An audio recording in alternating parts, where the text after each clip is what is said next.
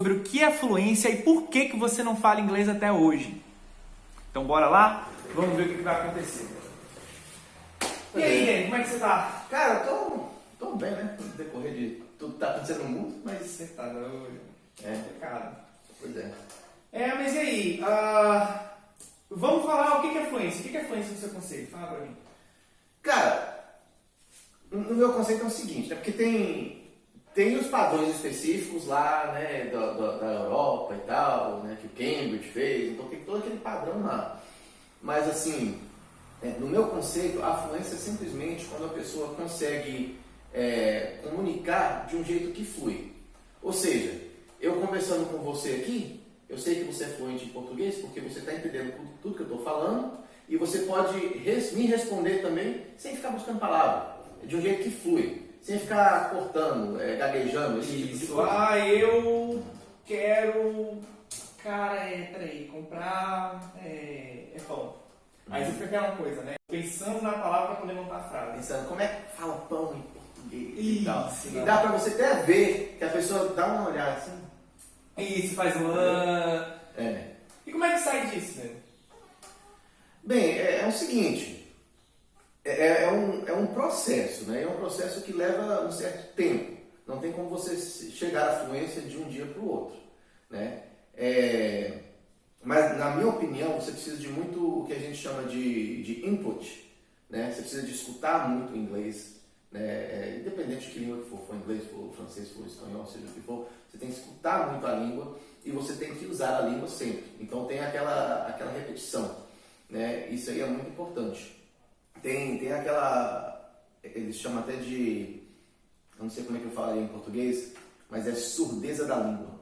Surdeza da língua? Surdeza da língua. O que seria isso? Igual nós temos o som né, no inglês.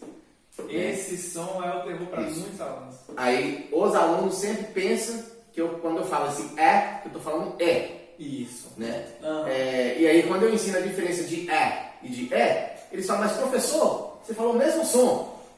Aí é porque eles são surdos, né? Um tipo de surdeza de inglês. Esse problema aí, galera, esse é o mesmo problema se você está no nível de ler tudo em inglês, mas quando você está vendo uma série preferida sua na Netflix, se você tira a legenda em inglês, se você não consegue entender, é por isso.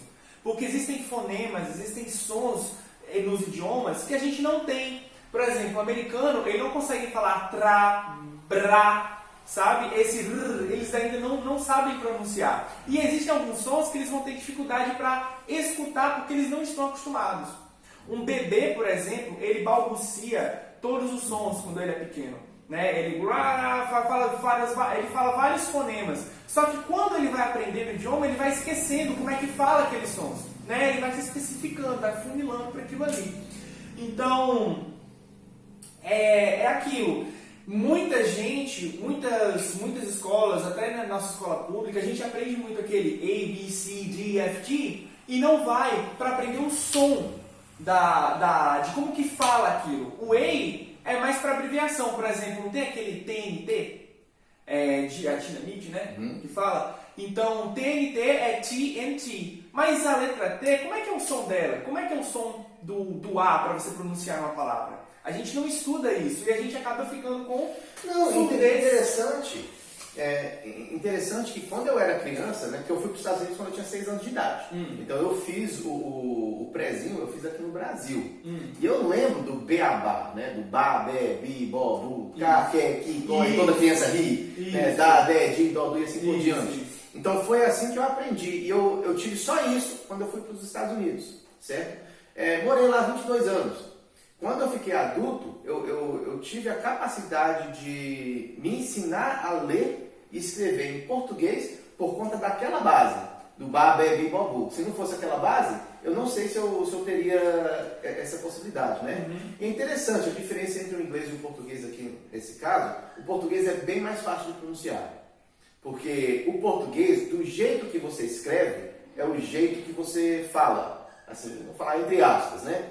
Você vê BA, é ba. No inglês, BA pode ser bo, pode ser be, pode ser ba. Né? Então, aí tem umas regras mais complexas no inglês para pegar para fazer esses sons. Sim. Mas no português não. No português eu acho isso aí bem simples e bem direto. Né? Mas voltando de novo para a surdeza, né? Uma coisa que eu acho interessante. Se eu pegar a palavra hat, né, e falar hat para uma pessoa em inglês ou em português, aí eles pegam e voltam para mim e falam hat. E acham que é a mesma palavra, hat e hat. Então, vocês perceberam? Hat, hat. Então, quando você olha a palavra chapéu em inglês, H-A-T, ou você vai falar que é hat, ou você vai falar que é hat, né? Que você vai escutar e falar, é hat. Mas não é hat, é hat. É um som que a gente não tem, que a gente tem todo um trabalho dentro da escola para você chegar a pronunciar esse som. Pois é, mas você quer ver eles escutar esse som? Quando eu falo Zé Mané tem chulé no pé, todo mundo tá certo. Agora olha só, Zé Mané tem chulé no pé. Que gringo que é esse falando? Tá? Então, como nós não temos surdeza de português, porque a gente viveu a vida inteira em português, quando você coloca esse som no contexto do português, você fala, esse cara tá falando que é isso? Exatamente. Mas se você pega e coloca uma palavra desconhecida, cara, ele tá falando a mesma coisa. Isso. Né? E essa surdeza não tem como consertar ela além de tempo com a língua, experiência com a língua, escutando. O único jeito mesmo de consertar isso é escutando. Né? E é bem interessante porque as pessoas acham que elas vão fazer o módulo 1, 2, 3, 4 e no final do módulo ela já vai estar falando inglês. Falar, beleza, mas não vai estar fluente, porque ela ainda precisa da convivência com a língua. Isso. Então, aquela coisa de que a gente aprende com as outras pessoas, eu não concordo muito com isso. Né? A gente aprende com os outros assim, ele vai falar, mas se eu quiser tapar minha orelha, eu não escuto. Né? Então, por exemplo, na escola pública, a gente tem o quê? A gente tem 30 alunos numa sala. Se você só ficar naquelas meia hora ali da sala, você não vai falar o idioma.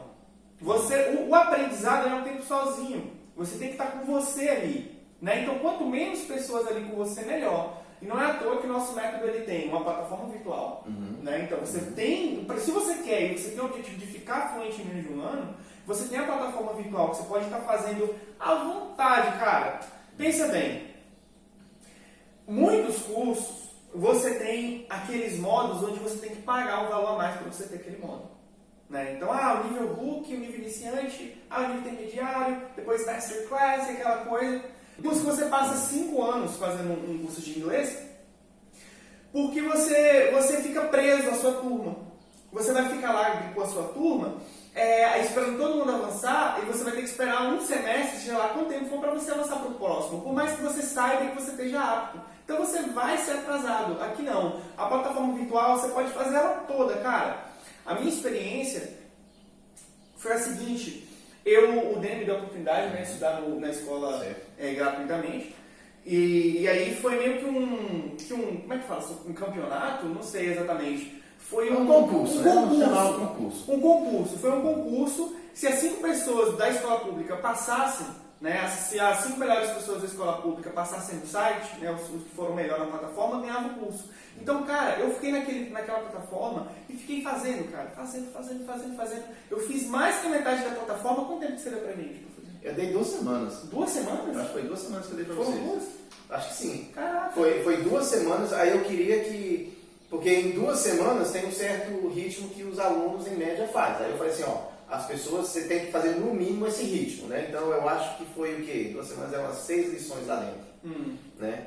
Então você tinha que ter no mínimo 6 lições para ser concorrido. Entendi. Aí, se todo mundo fizesse pelo menos as 6 lições, aí eu pegar aquele que foi mais longe. Entendi. Né? Aí, olha só que triste. Nessas escolas públicas, só teve 5, eu tinha 5 vagas, e só teve 5 pessoas que fez o mínimo.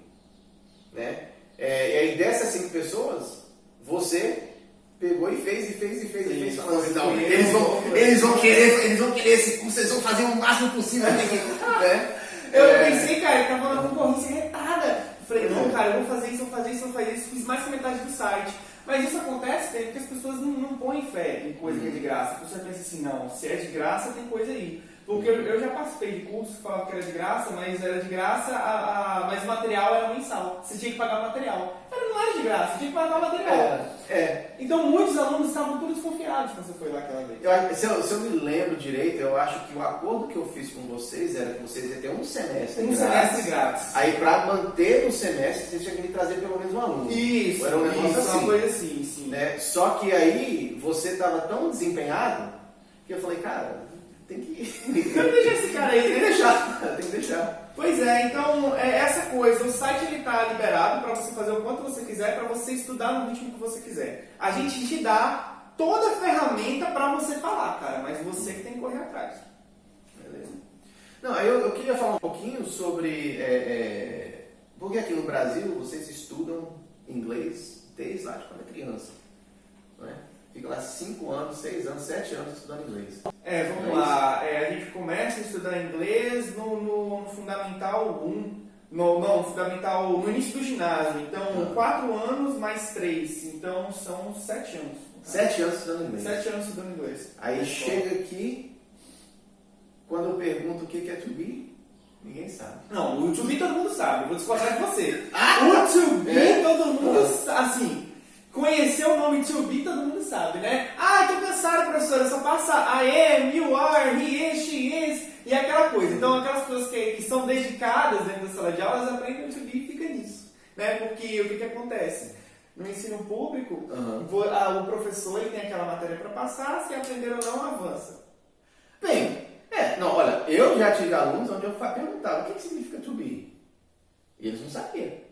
Complicado. Sabia o I am, you are, mas quando eu pergunto o que significa, eu não sabia. Sim, eu já tive esses alunos. Sim. Agora, realmente, né, tem uma boa porcentagem deles, quando você pergunta o que é I am, uma boa porcentagem consegue responder. Mas eu falaria, tipo, 70%. Não é aquele... Esse é fundamental, mas não é só isso, né, gente? E se você não coloca no contexto, como a gente vê na escola, né, você vê de todo jeito ali, aí, toma aqui sua nota, pronto, esquece, nunca mais vê. Porque a gente aqui no Brasil, a gente estuda para ganhar nota. A gente não estuda para aprender, não. Isso não é verdade. Se você for uma pessoa exemplar, beleza. Mas, muita gente aqui deixa a tarefa para a última hora. Né? Professor, meu Deus, a prova é amanhã. Não estuda ontem não estuda no dia passado não, estuda acorda 1 hora mais cedo para estudar 1 hora antes para fazer a prova. Então você não vai aprender, cara. Então é por isso, um dos problemas que a gente esquece as coisas da escola, né, cara? Eu tive um roommate, né? Como é que fala? Colega de quarto. Colega de quarto. Né? Ele estava fazendo, eu acho que ele estava terminando o ensino médio. E aí ele chegou para mim querendo ajuda com a tarefa de inglês dele. Né? E eu sou aquele cara assim que falo, cara, porque a ajuda dele, né, ele queria que eu fazia a lição dele, era isso que ele queria. Sim. E aí eu falei, não, cara, eu não vou fazer nada pra você não. Se você quiser que eu te ajudo a fazer a lição, eu te ajudo. Mas eu não vou fazer pra você. Eu também sou desse jeito. Minha irmã fica bem chateada comigo porque eu falo assim, não, você quer, vamos aprender sobre geografia, como é que é a rotação da Terra? Aí eu pego, gente, gira assim. Agora gira assim. Aí essa é a translação e essa é a rotação. Então ela tem que aprender para poder fazer isso. Pois é, então eu sou esse tipo de pessoa, né? Porque professores são assim, você quer ajudar a pessoa a chegar lá. Isso. Aí ele vai e pega a lição dele, né? Pra me mostrar. E eu assim, todo assim, eu vou ensinar ele um pouco de inglês agora, ele vai aprender. Cara, ele me traz um artigo para traduzir. O cara não fala inglês. Como é que ele vai traduzir um artigo? Como é que ele vai traduzir esse artigo?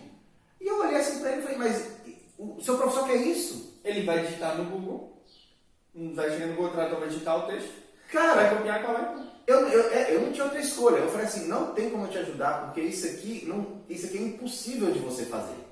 Pode colocar isso no Google e traduzir só para você ter sua nota, porque não tem como você aprender isso.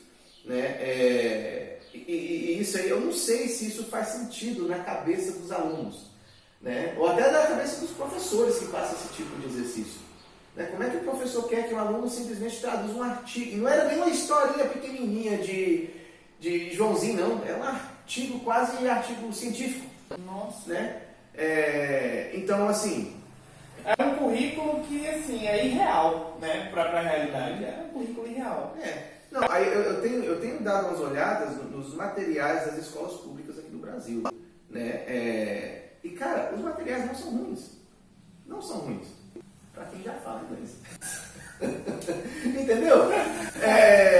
Assim, para quem não fala inglês, cara, eles já te dão um material assim com parágrafos para você ler e interpreta esse texto quando a pessoa mal consegue interpretar o texto em português. É começar ao contrário, cara. É começar ao contrário. Pois é.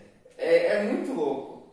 Então, no Brasil, no PISA, galera, o PISA é o sistema de avaliação mundial. Então, é um teste, né? Então, por exemplo, a prova de matemática, o BMAP, ela está ligada com o PISA também. Então esse teste ele é feito para avaliar a nossa capacidade de conhecimento científico, nossa capacidade de interpretação de texto, né, de leitura, e de matemática. A gente está abaixo da média em todos. Então, é uma coisa bem triste e esse é um dos motivos. A gente está começando ao contrário. Pensa aí para o inglês. Que bebê vai chegar e vai perguntar, papai, o que é um verbo? Se ele fazer isso, ele já fala o idioma. Não é mesmo? Pois é. Não tem como. A criança ela aprende a falar e depois ela vai para a escola para aprender a gramática. Se você aprende a gramática antes, não é eficiente. Basicamente isso. Não dá. Não, e cara, também não ajuda. Quando uma vez eu estava viajando, eu estava no ônibus e comecei a bater um papo com um camarada lá do meu lado. Né? E aí assim, ele me perguntou, o que você faz da vida? Eu sou professor de inglês. Ah, eu também sou. Beleza. Aí eu peguei e comecei a falar inglês com ele. O cara me para lá na hora. Ô camarada, eu só dou aula de inglês, mas eu não falo inglês não. Como que um professor de inglês não fala inglês? Mas é exatamente isso. Na universidade, galera, a Universidade de Letras em Inglês, antes no Brasil era assim. Você só podia fazer curso de letras em inglês se você falasse inglês. Mas aí o que? É um curso elitizado, né? Que chama. Que fala assim, quem só pode entrar na universidade é quem é rico, né? Quem tem condição de aprender inglês. Então, para democratizar, eles abriram isso. Mas é complicado. Porque você vai chegar no curso de letras em inglês, você vai aprender o quê? Gramática, fonemas, você vai aprender o alfabeto de fonemas, né? Você vai estudar linguística, você vai estudar a teoria da coisa, né? A história, né? Você vai ler livros em inglês, mas você não está ali para você aprender inglês, né? Acaba sendo um curso à parte. Então, então, se você pretende fazer um curso de letras em inglês, não vai achando que você vai aprender a falar inglês. A probabilidade de, se você não fazer nada de você sair de lá sem falar o idioma é grande. Agora eu acho o seguinte, se você já fala inglês, eu acho que esses cursos podem acrescentar. Com certeza, se você já fala inglês é ótimo. Ou está fazendo um cursinho para ajudar, aí sim. Mas realmente, eu não acredito que esses cursos levam você a falar inglês. Ou você já fala. Não. Isso aí, cara, a gente vê. Você, mas cadê o dado? Entra em qualquer escola pública e pergunta quem aqui fala inglês fluentemente. Eu quero ver quantos vão levantar a mão. Faça essa ideia. Não. E aí, é possível chegar a fluência em menos de um ano? É possível chegar a fluência em menos de um ano. Se vocês já ouviram falar que não é possível chegar a fluência em menos de um ano, a gente pode falar que sim. Depende do que você trata, o que é fluência. Se você acha que fluência é você saber de todas as palavras que existem no mundo, você não é fluente em português, tá? Então, se você acha que para você ser fluente em inglês você vai precisar saber de muita palavra, você vai precisar ler livros complexos para você ser fluente, está enganado, meu amigo. Fluência é simplesmente falar com fluidez. Você não precisar, como a gente falou lá no início, você não precisar falar, ficar catando palavras para falar. Você falar de forma natural. Pensa o seguinte, uma criança de 8 anos é fluente no português. Ele conversa português, ele tem... Discute, pergunta. Mas vai colocar ele numa sala de faculdade e ver se ele consegue fazer. Ele não vai conseguir, vai ter muitas palavras complexas, né? Democratização, esse tipo de coisa. E essas não são coisas necessárias para você falar com fluidez. Entendeu? Você tem que focar no que é básico.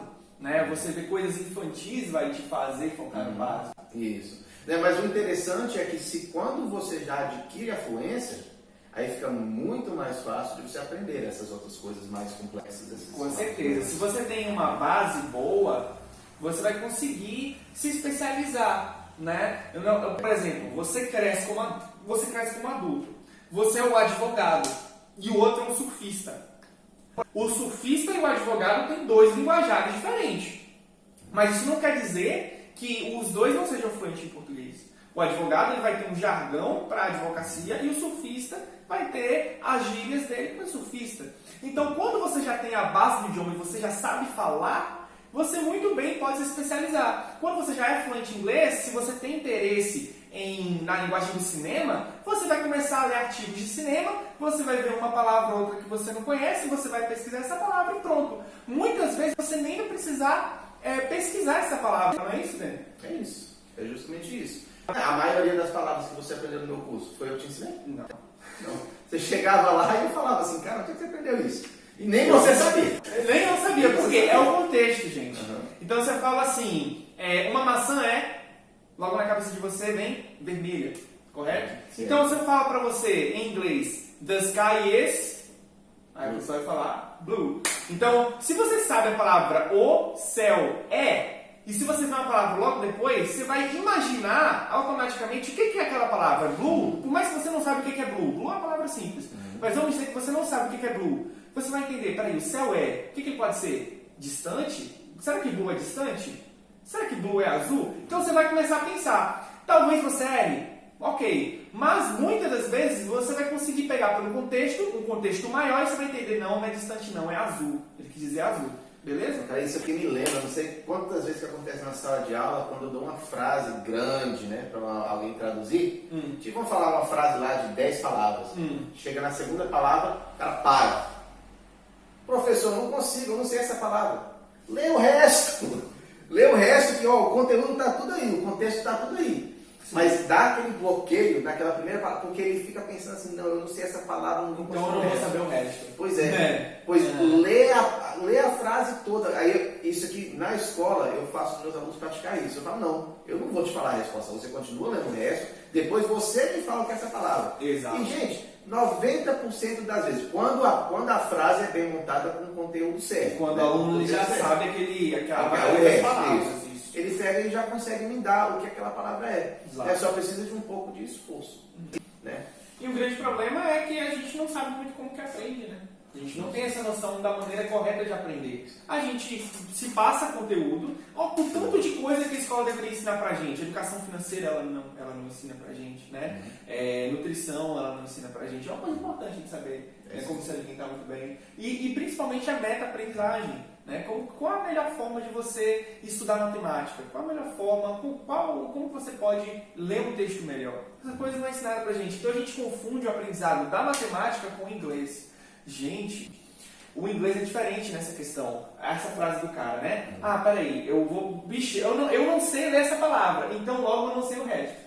Já bate aquilo. Então é a mesma coisa com matemática. A pessoa pensa, poxa, eu não sei calcular essa parte, logo eu não vou saber calcular o resto. Gente, não é assim. Bem que assim, na matemática é um pouco diferente, né? Porque a matemática é um jeito de um sujeito que fala, uma matéria. É uma matéria como se fosse um bolo de camadas, né? Você aprende você aprende aqui embaixo, por exemplo, você aprende primeiro a contar, aí você usa a contagem para aprender a somar. Aí você usa a somagem para aprender a multiplicar. Aí você usa a multiplicação para aprender a potência, né? Isso. Então, uma coisa vai em cima da outra. Isso, você precisa da coisa de baixo para pegar a coisa de cima. Isso. Mas o inglês não é assim. Isso. Porque ou qualquer língua, né? Mesmo se eu dar uma frase simples, ele é alto. Cara, já tem 3 palavras aí que você precisa conhecer o vocabulário. Você tem que conhecer a conjugação do é. Você tem que saber que o adjetivo tem que vir antes, depois do é. Tem que saber o que é um sujeito. Isso aí é tudo subconsciente. Porque ninguém, geralmente, quando chega na aula, o povo não sabe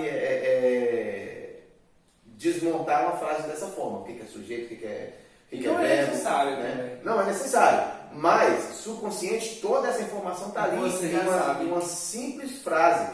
Então, quando eu estou tentando comunicar no inglês, você tem que usar conceitos que nos livros didáticos são geralmente coisas que você vai aprender lá na frente, né? Coisas mais avançadas.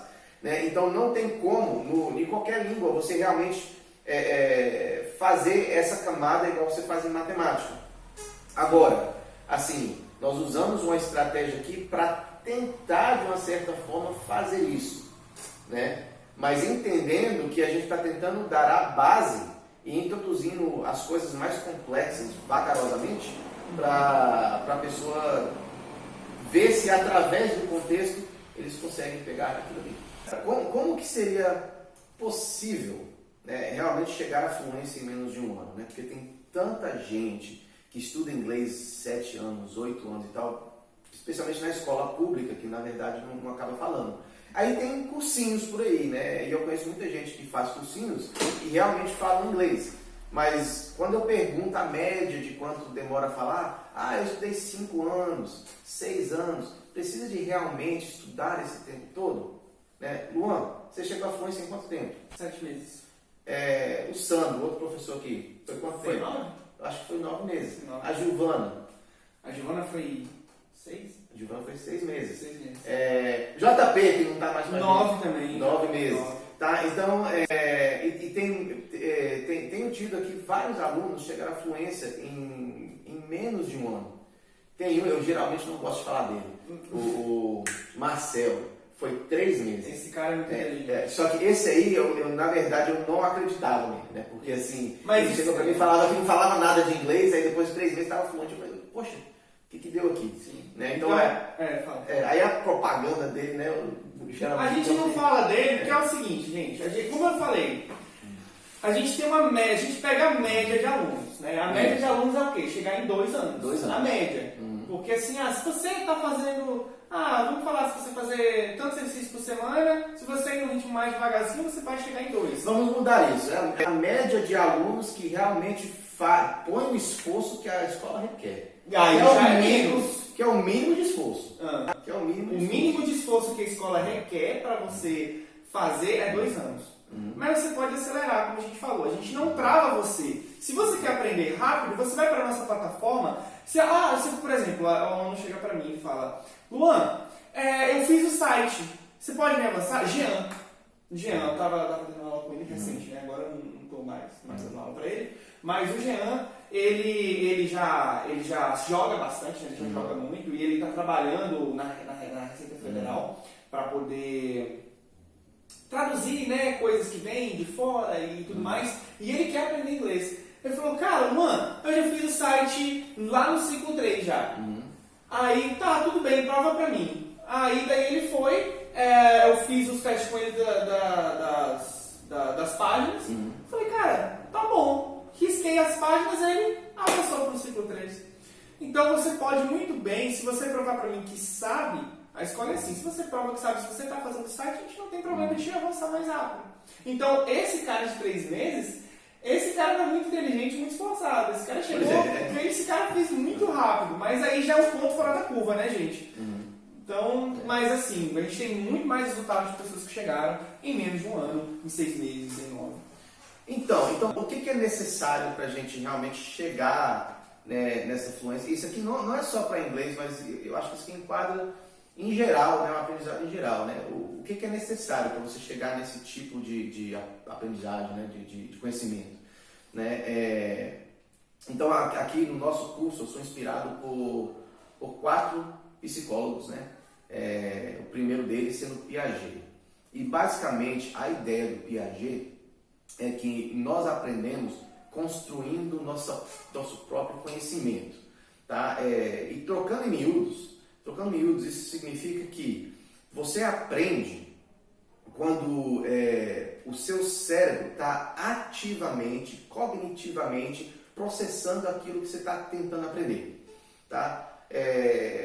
Como assim? Vamos supor que eu estou tentando ensinar uma frase aqui para Luan, né? O céu é azul. Eu simplesmente falo assim, Luan, como é que fala? É assim que fala o céu é azul em inglês. The sky is blue. Luan escutou eu falando, the sky is blue. Se eu perguntar para o Luan como é que fala o céu é azul em inglês? The sky is blue. Mas normalmente se eu simplesmente falei para ele, ele não vai saber responder. É aquela mesma coisa quando você conhece uma pessoa pela primeira vez e pergunta o nome. Aí, como é que é seu nome? É Luan, meu nome é Luan. Aí depois passa 3 segundos e já esqueceu o nome. Né? Por quê? Porque assim, eu estou dando a informação para Luan. Mas não é assim que funciona. O jeito melhor seria de eu falar assim, Luan, você constrói para mim a frase. Como é que fala o céu é azul? E deixa o Luan pelejar um pouquinho. Mas professor, isso aí não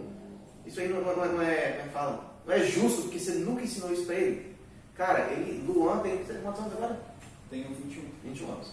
Né? Luan tem 21 anos de experiência de vida. Em algum momento ele deve ter visto o verbo to be, visto a palavra céu e tal. Então eu tenho que pelo menos deixar... mostrar os conhecimentos. Isso, talvez isso. Só que olha só, a chave está aqui. É uma frase simples. Se Luan não conhece a palavra, eu estou aqui do lado para ajudar ele com a palavra. Tá entendendo? Que é diferente de eu dar um texto enorme, né? Porque lembra que Piaget fala, constrói seu próprio conhecimento. Né? É diferente de eu dar um texto gigantesco para Luan E jogar do penhasco. Vai lá e traduz. Isso. Porque tem muitas pessoas que interpretam Piaget desse jeito. Não é bem assim. Você quer aprender parkour? Você não vai saltar de um prédio, você vai saltar de uma mureta, que é mais pratinho, que se você cair não tem tanto risco. Exatamente. Então, muitas vezes o professor que segue o construtivismo, né, que a área do Piaget é essa, o cara fala sobre construtivismo. Muita gente pensa assim, provavelmente você já teve um professor que é assim, galera, a matéria é essa, e basta atividade para você, deixa eu para casa para você, é uma desculpa que ele está dando. Aqui, galera, vou fazer de página tal a tal. Ah, não, eu estou usando construtivismo, eles que estão fazendo um grupo lá e construindo o conhecimento deles. E o professor fica e deixa de bandeira. Não é isso. Tem que ter o professor para auxiliar e tem que dar o passo a passo. Exatamente. Não, e ainda mais, esses alunos que fazem esses grandes exercícios, né? Basicamente o professor está querendo também que o aluno venha no próximo dia para dar a apresentação como se fosse para dar a aula. Né? Aí olha só, pensa comigo aqui. Primeiro, né, o aluno que acabou de fazer essa apresentação, ele não tem experiência de ensinar. Então ele vai... eu já vi gente dar aula assim, ó. Olhando lá pro projetor, desse jeito, balançando assim, fazendo assim, entendeu? Então esse aluno geralmente não tem... Olhando papel, principalmente. Olhando papel, isso, desse jeito. Fala baixinho, boca assim, ó. Ah, pois é, biologia, estrutura molecular, peraí. Isso. Né? Então, aí já está um grande erro. O aluno não tem experiência de como dar aula. Então, você não pode pegar um aluno que nunca deu uma aula para dar uma apresentação dessa forma e pensar assim que esse material vai ser absorvido pelos outros alunos. Essa é a primeira coisa.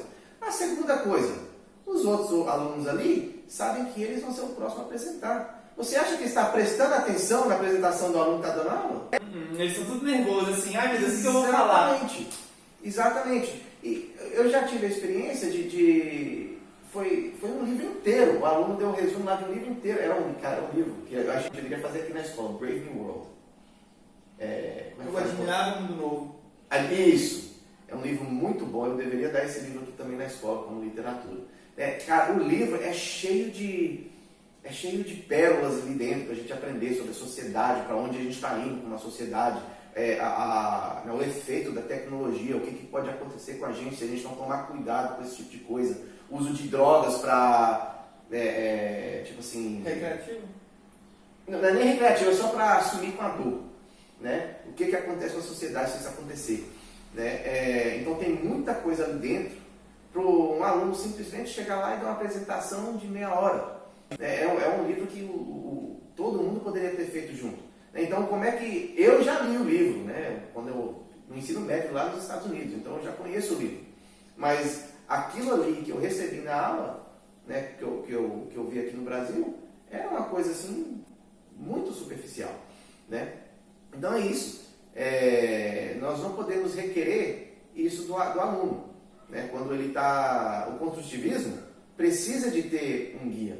Né? Precisa de começar, é o que ele falou do parkour. Você não pode pular de um prédio, né, sem... Se você está começando ainda. Exatamente. Você tem que pular de muretinha. Você vai aprender a nadar, você vai nadar na piscina rasa. Exatamente. Você não vai ser jogado no mato, bullying. Não tem sentido. E um outro exemplo aqui, né, se for aprender a nadar, né, esse negócio, de novo, Piaget, falando, né, sobre construir o seu conhecimento.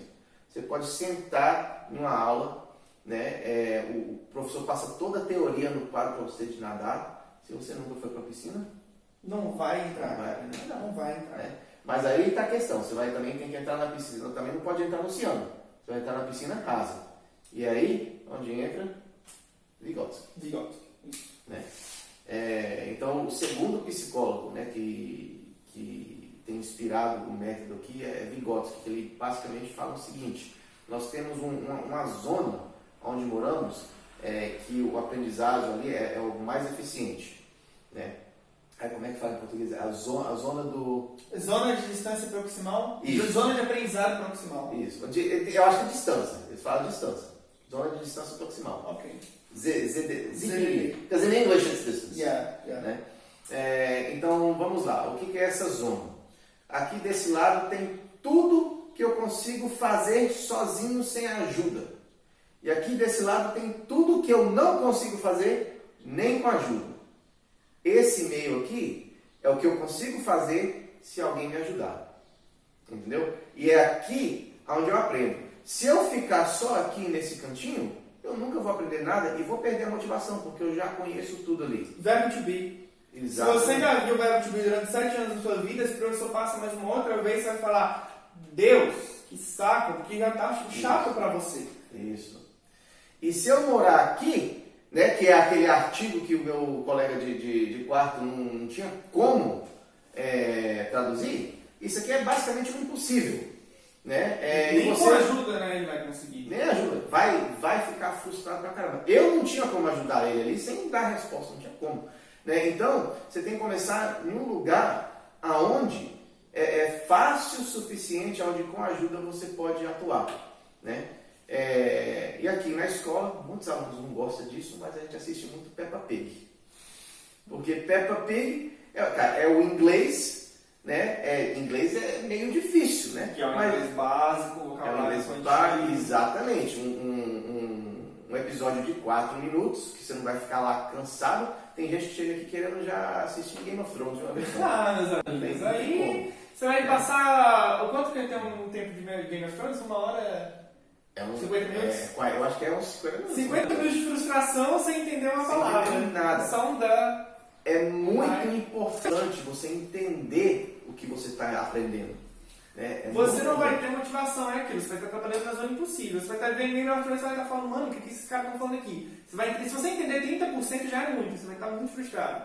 Agora, se você passa 5 minutos do seu esforço vendo o negócio com legenda em inglês, a pessoa está falando em inglês, você vai estar associando ali, você vai falar: poxa, cara, eu consegui entender o episódio. O episódio falando inglês o tempo todo em inglês. Em 5 minutos da sua vida, você vai ficar motivado a fazer mais. Né? Pois é isso aí. E aí, né, o terceiro, você lembra de Bandura? Lembro de Bandura. Você pode falar um pouquinho sobre Bandura? Bora lá. O Bandura, ele tem a teoria cognitiva social, galera. A teoria cognitiva social, ela é a seguinte. Eu preciso dar uma recapitulada na minha cabeça. Galera, o Bandura, ele é o seguinte. É a teoria cognitiva social. O que é essa teoria cognitiva social? Então, como o próprio nome fala, como é que você aprende com o seu meio ambiente. Beleza? Então, a primeira coisa que você tem que fazer é prestar atenção. Então, se alguém está te mostrando a fazer uma coisa, uma criança nunca varreu a casa na vida. Aconteceu agora com minha irmã. Minha irmã nunca tinha pegado uma vassoura, minha mãe estava, menina, zoando ela, sem saber como é que ela estava pegando a vassoura e fazendo assim, ó, como um rodo. E daí minha mãe zoando, porque ela não sabe que é tipo, a primeira vez que ela está fazendo um negócio. Então, se você quer ensinar uma criança a fazer alguma tarefa de casa, primeira coisa é falar: filho, olha aqui o pai fazendo. Ele vai observar. O primeiro passo para você aprender alguma coisa é a atenção. Depois que você teve a atenção, você vai para a retenção. Beleza? Então você observou e você vai tentar fazer uma recapitulação daquilo que você viu. Então a mãe estava rindo, né? Aí, filha, você viu aqui a mãe fazendo? Olha, o que a mamãe fez? A mamãe segurou a vassoura assim? Ou eu fiz assim? Né? Então ela tem que falar: não, a mãe segurou assim e fez esse movimento. Então ela está recapitulando na cabeça dela o que a mãe fez. Ela aí já entra na outra teoria, né, do processamento computacional, né, do cérebro. Que volta lá pro Piaget. Que volta, tudo misturado. Tudo misturado. Então, lembra assim que psicopedagogia é uma arte. É uma arte. Então, tipo assim, muita gente fala: não, você precisa escolher qual raiz você tem que pegar. Não, é só Piaget, é só fulano. Não. A gente cria um método apoiado nessas pessoas e encontra um caminho de fazer aquela coisa.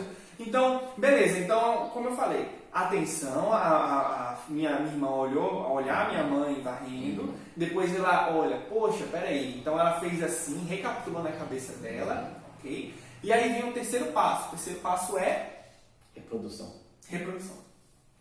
Reprodução? É É isso mesmo, é reprodução. Então ela vai reproduzir, ela vai tentar. Ela vai conseguir de primeira? Ela observou bem, ela recapitulou bem. Você acha que ela vai conseguir de primeira? Ela não vai. Ela não vai, porque o nosso cérebro, galera, ele não está só aqui não.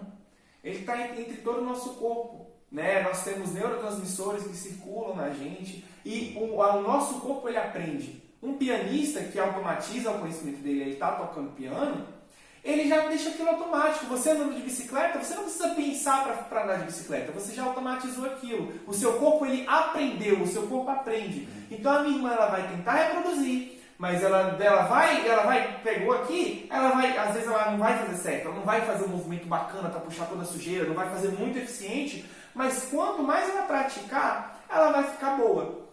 Mas aí vem o quarto passo, que na verdade ele é o 3.1, né? Não seria bem o quarto, porque é a motivação. Para minha irmã querer reproduzir aquilo que ela está fazendo, ela precisa ter alguma motivação. Como que você vai motivar o aluno? Aí já é um outro assunto que dá horas. Né? Porque existem jeitos errados de você motivar uma criança a fazer alguma coisa, né? Dando bobozinho. A gente vai entrar depois nisso.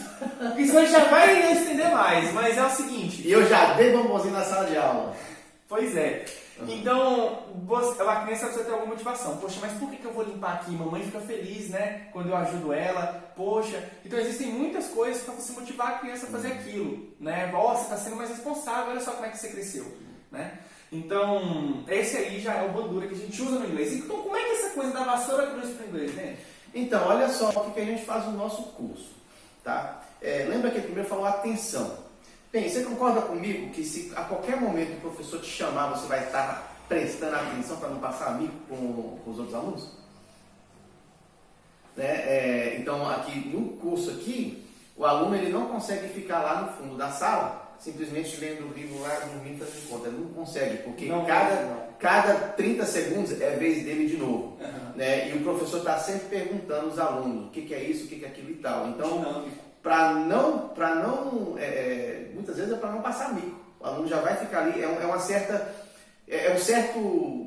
Nós temos aquele instinto de medo. Quando você sente medo, seus sensos são mais aprimorados. Né? E aí agora a gente não pode passar muito medo, né? Porque senão o aluno também fica estressado e não aprende. Sim. Mas dando a dose certa, aumenta a atenção do aluno. E o aluno sabendo que ele, a qualquer momento o professor pode falar, a sua vez de falar, responder aqui, ele já está prestando atenção. Né? Aí você fala, nossa, Dan, que maldade, você usa o medo na sua sala de aula. Gente, é uma pequena dose de ansiosidade. Galera, diz pra mim se vocês aprenderam alguma coisa, como eu posso dizer, bem, sem ter passado por algum tipo de pequena frustração, ou alguma coisa que você precisava fazer. Por exemplo, você tinha uma palestra para dar. Cara, você estava ansioso para essa palestra, não estava? Você teve que estudar para essa palestra. Poxa, mas se eu não saber dessa palestra, eu preciso saber, eu preciso falar, senão eu vou passar vergonha lá. Eu preciso saber dessa palestra. Então você tratou aquilo com prioridade. A gente esquece. 80% do que a gente vê no nosso dia, a gente esquece, beleza? Vai pro mato. Porque é muito input, é muita coisa que a gente vê ao longo do nosso dia que não serve. A gente vai prestar atenção naquilo que mais importa pra gente. Aquilo que a gente entende como prioridade. Se você não trata o inglês como prioridade pra você provavelmente não vai aprender. Porque provavelmente vai estar nesses 80% que vai ser descartado. Beleza? Então, quando a gente aprende algo, é porque a gente precisa, ou de dinheiro, né? Então, por assim, poxa, eu preciso aprender isso, eu preciso ganhar dinheiro, né? Então, por isso... Exato. Então, por exemplo, Luan, por que eu esqueci tudo que eu aprendi na escola? Primeiro, falando do Vygotsky, a gente vê coisa difícil, demais, que não está no nosso nível. Isso. A gente falando do Piaget, a gente... Só senta lá escrevendo o que o professor está passando no quadro, sem realmente construir o que você está aprendendo. Exatamente. Então você está lá escrevendo, você não está aprendendo direito, né? Você não vai usar isso no seu dia, você não vai para o laboratório fazer. Muitas vezes a gente não vai para o laboratório, né? A gente vê lá a biologia, vai fazer a prova, esquece. Né? A gente não fala, poxa, isso é interessante para minha vida. Eu preciso saber biologia porque isso vai fazer parte da minha vida. Muitas vezes não. Né? Isso me lembra um dos professores melhores que eu tive na minha vida. era professor de biologia. Você falou pra mim uma vez. Ele passava a aula, olha só o que ele fazia. Ele passava a aula lá na escola, e depois em casa nós tínhamos que escrever 1000 palavras sobre a aula que ele deu. E é isso aí que é o reconstruir, que a gente tinha que reconstruir tudo que ele falou lá. Né? E você só podia ganhar nota máxima, né, que lá nos Estados Unidos é A, que é 10, né? Se você tiver 1000 palavras, aí a nota nossa era de acordo com o número de palavras que a gente escrevia por noite. Né? Então eu acho que 800 palavras eram B, 700 eram C, né? E era desse jeito. E cara, até os alunos que tiravam D aprendiam, porque eles faziam pelo menos 500 palavras lá, né? Escrevendo, reproduzindo aquilo que o professor O D é dava. quanto, né? O D aqui seria tipo uns 6,5. 6,5.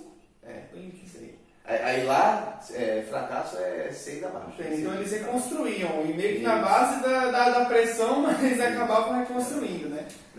E aí, assim, voltando para a bandura, né, ele fala de atenção e a retenção. Né? E é justamente isso que leva a retenção aqui na escola. O fato que a gente está dando uma importância para aquilo que ele está fazendo. Isso. O professor vai me chamar daqui a pouco, então eu preciso prestar atenção. E aí o que o professor vai falar? Agora me dá aqui vai fazer uma pergunta e agora o aluno tem que reconstruir aquilo lá que é a resposta da pergunta, né? Que é aquilo ali que vai levar à retenção da coisa. Sim. Certo? Então é bem nesse sentido mesmo. Isso. E aí a reprodução, que é meio casado com isso, né? Porque agora o aluno está reproduzindo aquilo que ele acabou de aprender. Agora você, aluno, faz a pergunta para o próximo aluno, né? E a motivação, esse aí é outro assunto que a gente pode dar outro dia. Isso. Exatamente. Agora, um ponto também que a gente não pode deixar de falar, que tem a ver com a fluência, que é o nosso tema de hoje, são as pessoas que entendem que para você, se você, por exemplo, você trabalha num restaurante, ah não, gente, eu preciso fazer um inglês especializado para um restaurante, porque vai ser melhor que o inglês geral. Gente, não é assim. Fala dele. Eu já chegou alunos aqui, né, querendo fazer pós-graduação e queriam aprender inglês só para interpretar texto. Só para interpretar texto. Agora, pensa comigo um pouquinho aqui. Você, no português, né, que lembra que essas pessoas é pós-graduação. Se uma pessoa não fala português, você chegaria... Você acharia uma coisa plausível ela chegar para você e falar assim, eu quero conseguir interpretar um texto acadêmico? Não tem como. Não tem como. A pessoa não fala português e agora vai ter que interpretar um texto acadêmico em português? Como é que isso funciona? Né? Então esse negócio assim de eu só quero aprender a interpretar texto. Gente, isso aí, assim, eu não sei se isso está funcionando. Se isso funciona, pode ter certeza que os testes lá fora de interpretação de texto aí não está sendo muito bacana. Tem isso, cara. Então, se você trabalha, cara, se você quer, não, mas é porque eu quero fazer uma universidade fora, eu preciso de um curso especializado para intercâmbio. Galera, o máximo que isso pode oferecer é como que você faz para fazer a prova e conseguir um intercâmbio. Beleza. Mas para falar inglês, cara, não vai fazer diferença. Se você é fluente, é aquilo que a gente falou no início. Se você é fluente em inglês, você vai conseguir se comunicar com as pessoas tranquilamente, independente do setor, independente da área, beleza? E se você tiver que aprender uma palavra ou outra, você pesquisa e só encaixar no que você já sabe. Basicamente isso. Então, e o quarto psicólogo, né, seria o Erickson. E o Erickson, ele tem a ver com a ideia de expert, né? Experteza, que fala em português? Perícia. Em inglês seria expertise, né? Seria perícia. O quanto você é perito em alguma coisa. Né? Então, a ideia dele é o seguinte, nós só podemos se tornar um expert, né, um profissional mesmo de uma área, se a gente fazer práticas deliberadas. Né? Então, o que é uma prática deliberada? Você pode praticar sua vida toda uma coisa e não aprender com lufas nenhuma e ser simplesmente horrível naquele negócio. porque você não praticou deliberadamente. E o que é isso? Você fazendo uma coisa, né, seja o que for, né, uma habilidade, mas com alguém do lado para te dar um feedback. Tá? Então, se você errar, aquele erro é consertado na hora e você repete. Aí você teve mais um erro, dá aquele ajuste e você repete. Tá? Então, seria repetição com ajustes. Então, com conhecimento do erro que você cometeu ali. Se você não, igual treinador em futebol, por que existe o treinador?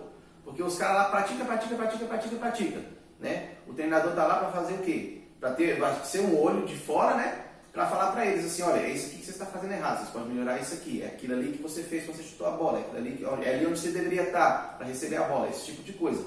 Tá? Então, se não tem esse feedback, aí você acaba praticando errado a vida toda e não aprende nada. Exato. Então é a mesma coisa do cara que está aprendendo basquete, ele ficar pulando toda hora para alcançar a cesta, pula. Era muito melhor ter feito um exercício de perna para fortalecer a musculação dele e conseguir chegar no alto. Ele pode conseguir pulando várias vezes, vai demorar mais. Então você precisa de praticar deliberadamente, de uma maneira correta, para você conseguir fazer isso. Exatamente. Né? E aqui nós temos a plataforma, né? Porque o professor não pode ficar com o aluno 24 horas por dia. Nós temos a plataforma onde, se o aluno ali errar, a plataforma dá a resposta certa para o aluno tentar de novo. Entendeu? E isso aí é prática deliberada. Isso também acontece naturalmente quando você conversa com a pessoa da língua. Né? Assim, igual se eu falar, eu no português, meu português é horrível. Aí toda vez que eu falo uma coisa errada, fulano aqui fala assim, Denilson. Eu acho que essa palavra não é boa não, tenta outra. Sim. Né? E isso aí é prática deliberada. Então, galera, é isso. Essa foi a nossa aula sobre influência. Se ficou alguma coisa faltando, que vocês têm alguma dúvida, vocês podem mandar no nosso direct, beleza? Botar nos comentários que a gente vai estar respondendo, tudo bem? Um abraço, pessoal. Falou!